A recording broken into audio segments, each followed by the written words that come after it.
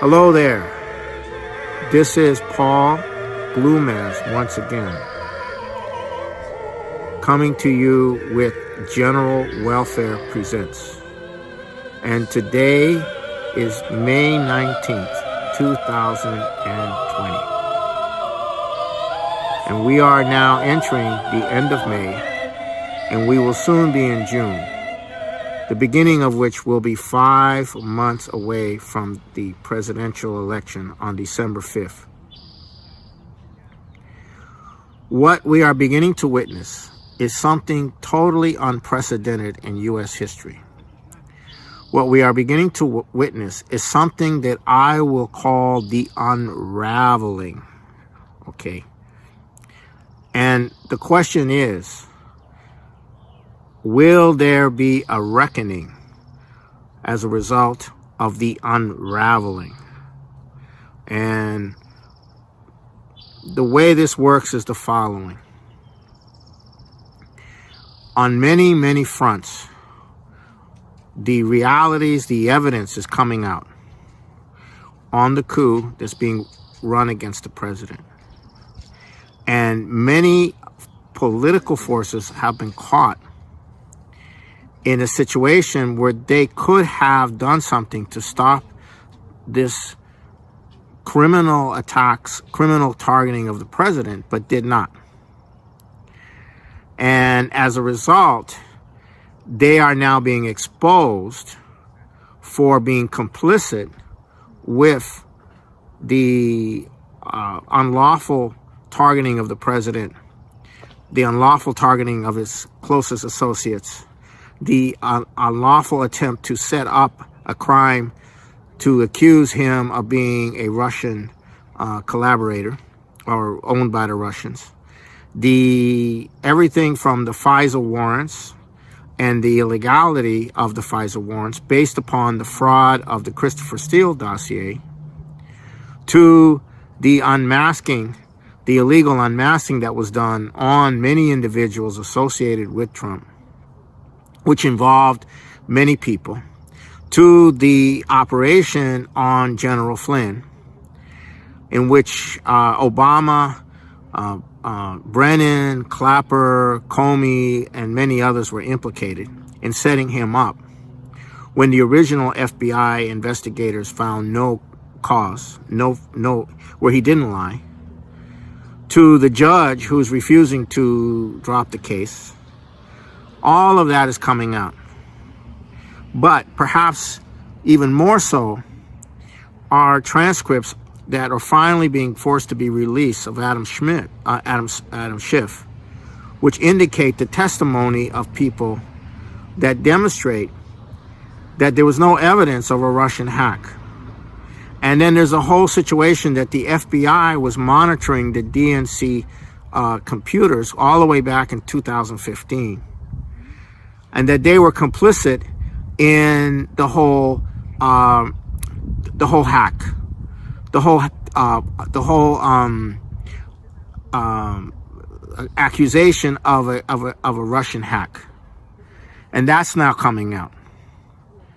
And now 51 people are going to be called to testify on all of this, including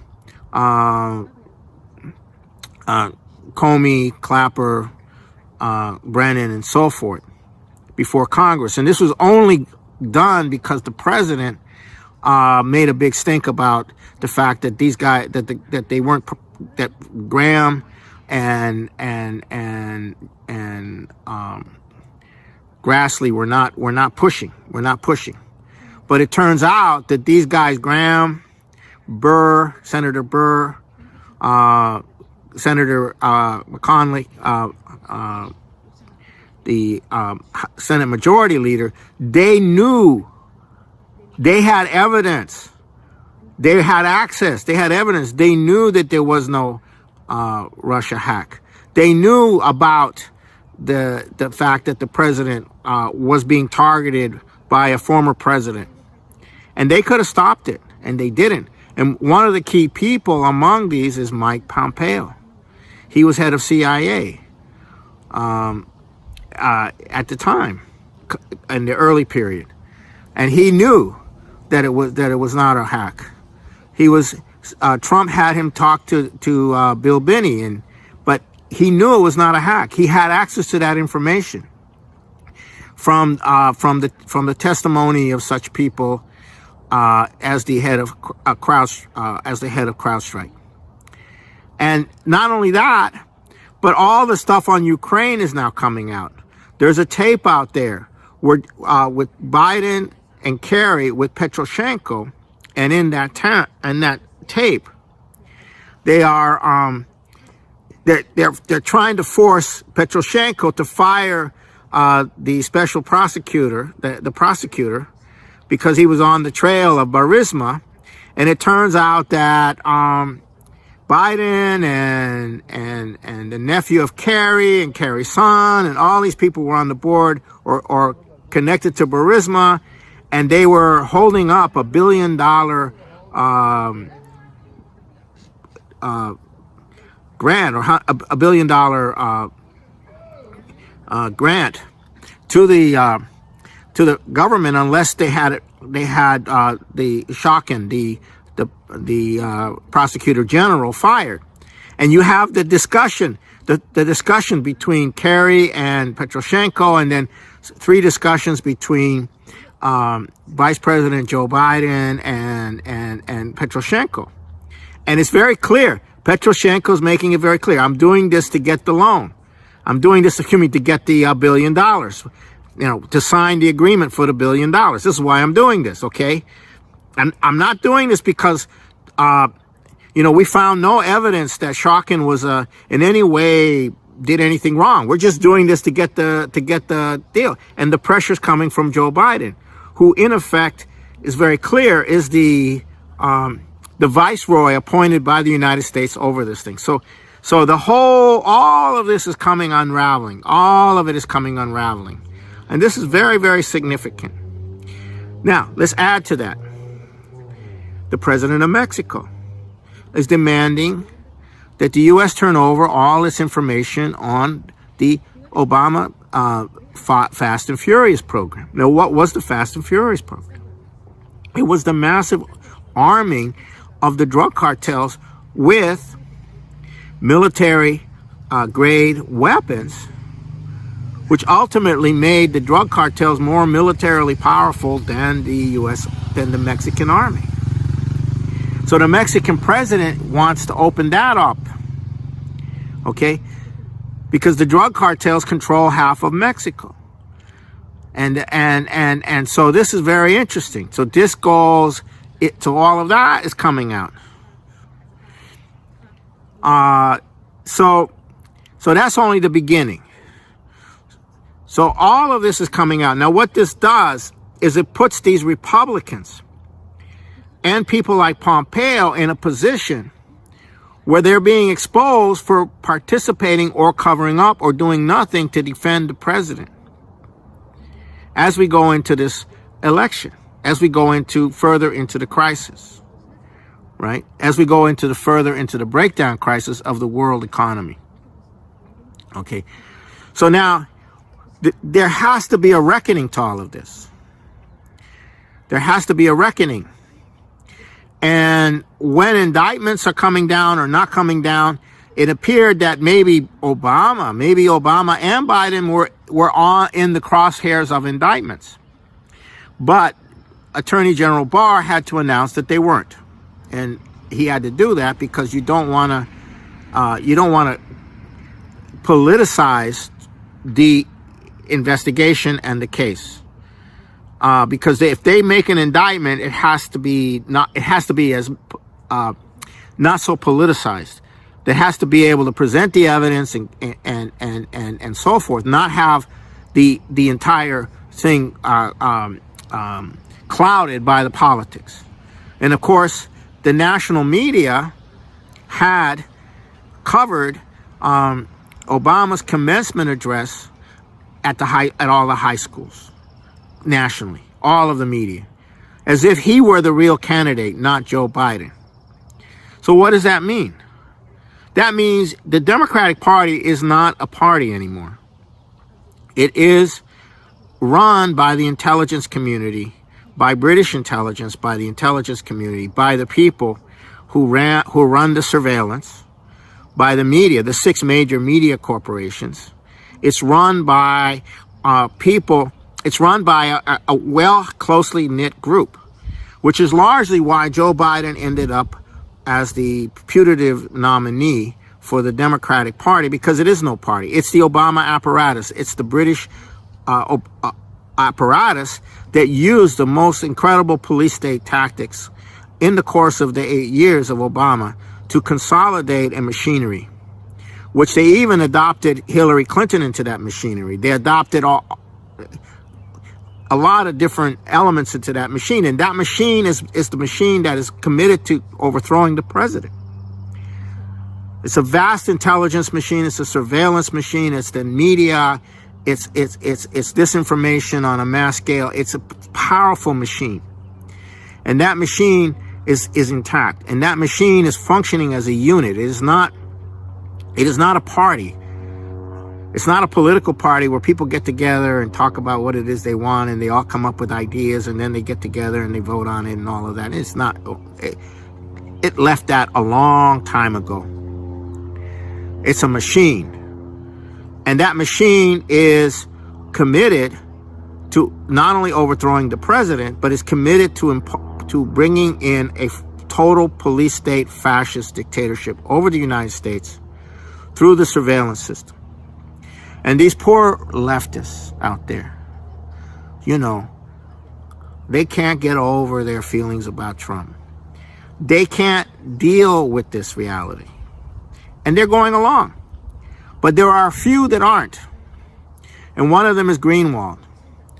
And the other one is the gray zone, Max Blumenthal. And they're exposing this. They're telling the left, look, you guys, this is the police state going after an elected president. Doesn't matter what you think about this guy. This is what it is. And if we don't stop this, then we are going to be under a police state. Do you realize that, you leftists out there? So those are voices coming from the more, shall we say, more intelligent leftist elements who see that what it really is. But the rest, people like Caitlin Johnson and many others, they can't see any difference between Donald Trump and the police state or whatever. They can't see any distinction. It doesn't matter to them, right? And that's because they have a moral problem. They have a moral a failure, a morality, in that they are merely observers. They are merely commenting on reality. They have no personal stake in the outcome for the human race. They're only concerned about their reputation, how many hits they get on their YouTube videos or their comments or what have you. They don't have a sense of the consequences of the reality. But there are a few moral people left in the left, and they are raising an alarm about this police state apparatus. So as we go into this situation, the country is in deep trouble. We have 50 million unemployed or something like that. They say it's 25%, but it's more than that in reality.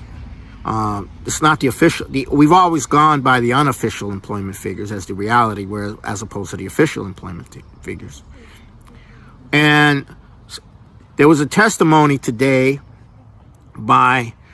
or yesterday by Federal Reserve Chairman Powell that that there's a 25% drop, going to be a 25% drop in the GDP. And 25% unemployment, and et cetera, et cetera, et cetera. And we need more money. We need more money. We need more bailouts. Yeah, you need more bailouts, all right. And so that's what's going on. We need more bailouts. Where are the bailouts? We need the bailouts. So that's where we are with that. So that's not going to work. So we're going into the crisis. Meanwhile, you have this entire element of the techies, the internet crowd, the Silicon Valley, and all these people, they have their fingers all over China. So you have this very interesting world development where they're trying to manipulate China in one direction and pretending to be their friend, and meanwhile Trump is deepening into a trade war with China at the same time that they're negotiating for a trade deal. So it's hot and heavy. But the person leading the campaign to go after China, to create a confrontation with China, to try to stop China's growth and development, is in the Trump administration, is Pompeo, and he's in deep trouble now because he covered for the coup. He covered for the coup, and he worked with another guy to go after Julian Assange. And he used the security services of Edelman's security firm. Edelman, who is the billionaire casino owner in Macau, for instance, one of his big casinos is in Macau. And Edelman is very close to Netanyahu. And Edelman, of course, did contribute at the end of the Trump campaign, a significant amount of hundreds of millions, if not $1 billion. I don't know how much he did, but it was in the 100 million amount. It was huge through whatever channel. So Edelman is very close to Pompeo, is very close to Senator Rubio, who's now taking over the Intelligence Committee. So this Edelman crowd, which is also the Koch brothers crowd, which is the one Koch brother I believe is left, this is the crowd that owns these senators. And now they have been caught as being complicit in not defending the president in the most positive way, in the most positive aspect, or actually being involved in going along with the coup. So this is going to be very interesting, and Trump is going to be putting tremendous pressure on these people to force them to go after the criminality of the Obama administration during this whole period. So that's where we are in terms of, now the reckoning is huge. I'll just begin to give you a sense of the reckoning. This will have a huge effect on a global scale. No one outside of the United States has ever seen a process in the United States that's going after the very establishment crowd that was involved in these crimes, which is the policy of global looting and plundering of this financial system. This is the crowd. So this is huge. It's huge everywhere in the world. Like, for instance, in Brazil, it's huge because it was the same apparatus, the U.S. Justice Department's collaboration with a judge in Brazil that brought down the Lula government. I mean, the Dilma Rousseff government, and jailed Lula. This is the crowd. This is the crowd that was involved in the Ukraine coup. In fact, Victoria Nuland is one who oversaw the Ukraine coup, is one of the people that's being summoned to testify on this whole situation, in the unmasking situation and the various other situations. So this is huge, and this is just the beginning. So as we go into this crisis, you have this presidential race. In the middle of the presidential race, you have the economic crisis. And it's not clear how this whole virus thing is going to play out. To what degree will you open up? And the problem is, you're not going to open up just like that. It doesn't work that way. And the amount, how are you going to do it? What's the policy? And so the movement of Lyndon LaRouche is now putting forward a 1.5 billion person jobs opening up program for the world. That is what's required.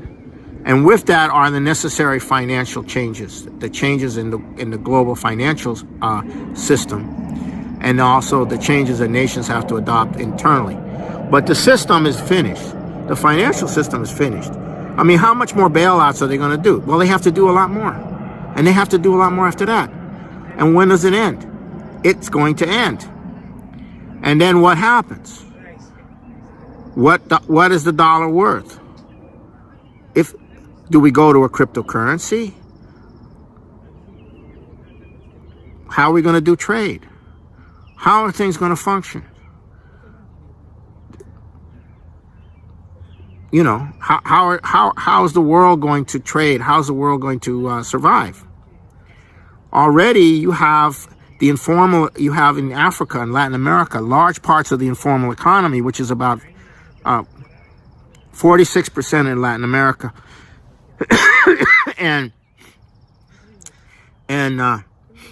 like 80 or 90% in Africa. Most of that informal economy is collapsed. Those people they're in Africa. They're facing famine right now. I'm struggling with the pollen. You know, it could be worse. Anyhow, so that's where we're headed to. Famine in a large part of the world. And all these people are demonstrating to open up, but what are you going to open up with? Where's the money going to come from to open up? All the money is going to bail out the banks. Where's the money going to come from to open up? Right? And then you have the stimulus package that the Democrats want to put through Congress, and not one penny for a productive employment. It's all about keeping people from essentially just providing for people, providing for pot shops. That's one of the big things in the bill is about pot shops and gender equality and so forth and so on. So that's not going to go through. But the whole thing it's just gone nuts. But we do have a reckoning, and we have a reckoning in terms of the political situation. Trump has the potential, with support of the American people, to crush this establishment on the crimes that they committed in an effort to illegally remove the president, and illegally spy, and then also illegally remove the president. And that hits at everything: foreign policy, economic policy, etc. It hits at everything. And that's where that's where the reckoning, and the reckoning is going to come. And when the American people, along with that, when the American people find out that all we've been doing is bailing out the banks while everybody's life is being screwed, you know, the average person's life is being really screwed right now by the situation, and yet the banks are getting trillions of dollars. When people start to put all that together with the coup, with everything else, will there be a reckoning? Will there be a reckoning? And that's really what's important here, is that we have a reckoning. So one of the interesting things that's happened with the collapse of airfare is that, with air travel, is that the Belt and Road rail deliveries to Europe have gone up 25%. There's a massive increase in the use of rail. So that's an interesting aspect of all of this. So the Chinese economy is coming online. It is growing. It is getting back into place. And what happened is that the Chinese could deal with the virus because they had the in-depth infrastructure, the industrial capabilities. They could produce the tests. They could produce the masks. They could turn their industrial base on a dime to deal with this crisis. Now, what happened in the West, what happened in the United States, is that we didn't have it. So when we locked down, we didn't have it. What the Chinese did was not lock down. They found everybody that had the virus and went and did contact tracing. This was a massive operation, but it wasn't like a lockdown. It was follow-up. The follow-up was possible because of China and the industrial base and the culture and the fact that the population went along with all of that. And here, we didn't have the means to do the testing or the follow-up. So we did the lockdown. Does that mean, what does that mean? That means what? That means people are locked down, but we don't know who has it, and we don't know who doesn't, and we don't know who's giving it to whom, and all of that. That's a massive amount of infrastructure you need for that. So here we are. We're locked down. We're coming out, and in some places the virus is picking up. In some places it's not. But what's the issue? The issue is we self-destructed ourselves by going into a post-industrial society. That's the issue. We're not an industrial society. We depend on the rest of the world to produce for us, for the most part. And how do you get that back? Well, you can't do it with the current financial system. You have to get a new financial system. You have to bring in Glass-Steagall. You have to bring in a new architecture. And how do you do that? Well, you have to work out a deal with China and primarily in other nations for that. And if we don't, we're not coming back. The U.S. isn't coming back. The U.S. is going to go down. The U.S. could come back. It has the potential. It has the capacity to come back, but it's not going to come back unless it's prepared to go into a new system. And in order to go into a new system, you have to crush the establishment. You have to crush the coup.